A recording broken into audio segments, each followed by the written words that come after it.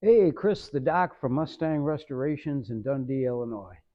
As being the owner of the largest Mustang restoration shop on the planet for almost 45 years, I got a few stories to tell.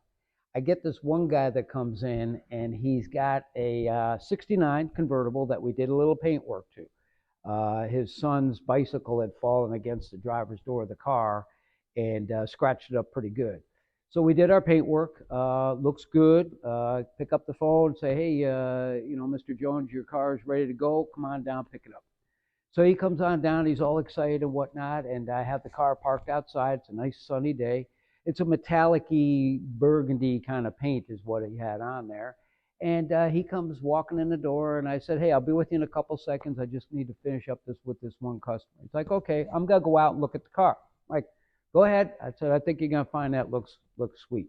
So he goes out there, and I happen to look out the window, finishing up with this other customer, and I see him out there, and he pulls a flashlight out of his pants pocket, and he's holding it up to the door, looking at our paintwork, going all down the side of the car with this flashlight.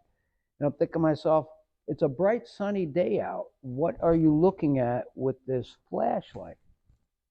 So, anyways, I finish up with this other customer. He comes walking back in the door, and I said, well, how'd we do? He goes, it looks great. He goes, I can't find one flaw at all. I said, so did we pass the flashlight test? He's like, yeah, you passed the flashlight test. So you just never know what you're going to run into when you're in this business, and I enjoy what I do.